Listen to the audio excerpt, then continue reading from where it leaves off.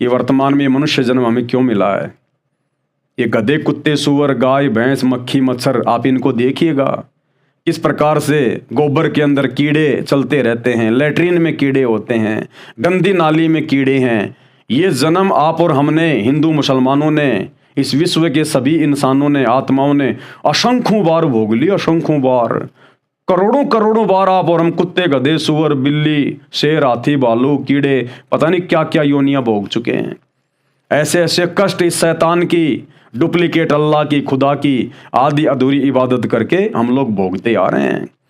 ये मनुष्य जन्म केवल हमें सच्चे खुदा की सच्ची इबादत करके और पूर्ण मोक्ष प्राप्त करके ओरिजिनल जन्नत शतलोक में सच्चे खुदा अल्लाह कबीर के पास जाने के लिए मिलता है। और आज भाई और बहनों वो मौका है हमारे पास में। अगर आज हम ये मौका चूक गए, सतगुरु रामपाल जी के सत्संग ध्यान से ना सुनकर यदि उनकी सच्ची इबादत से चूक गए, तो भाई और बहनों जैसे ये शरीर छूटेगा, ये शैतान फिर से हमारे को 84 लाख योनियों में डाल देगा। लंबे समय के लिए गधा, कुत्ता, शुअर, बहुत लंबा चक्कर हो जाएगा। तो समझदार को तो संकेत ही काफी होता है। ये मनुष्य जन्म परमात्मा ने इसीलिए दिया है क्योंकि हमारे पास में जो कॉमन सेंस है, जो बुद्धि है, ये 84 लाख योनियों में अन्य किसी भी जीव जंतु या जानवर पक्षी के पास नहीं है। आप उन विचार कर सकते हैं, चिंतन मनन कर सकते हैं, सही गलत का निर्णय कर सकते हैं, भक्ति कर सकते हैं।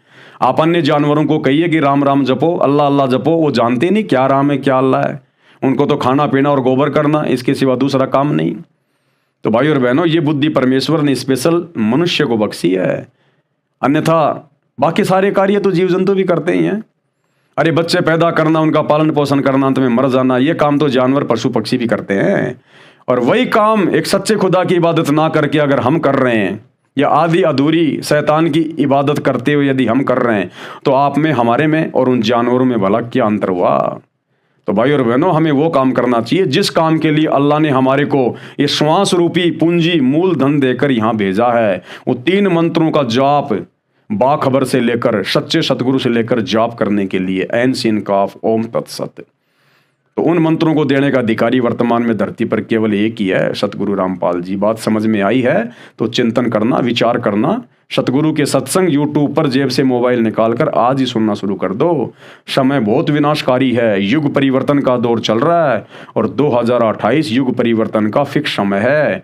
भाई उस समय से पहले पहले ना जाने क्या क्या होगा, बहुत भयंकर तबाही मचेगी पृथ्वी के ऊपर। तो भाई अगर बचना है तो रास्ता है, वर्तमान में समाधान है एकमात्र सतगुरु रामपाल जी। अन्यथा थाईलैंड में देख लो क्या हो गया। ये तो एक ट्रेलर है, ट्रेलर 10-10 रिएक्टर के, 15-15 रिएक्टर के भूकंप आएंगे, तब कहाँ जाएंगे इंसान। और यदि सच्चे सतगुरु बाखबर सतगुरु रामपाल जी की शरण में आकर भक्ति कर रहे हो, भाई ये धरती आकाश एक हो सकते हैं, सतगुरु रामपाल जी के भगत का बाड़ बांका नहीं होगा। इतनी गारंटी सतगुरु देता है, अन्यथा फिर सच्चे खुदा की सच्ची इबादत की क्या आवश्यकता।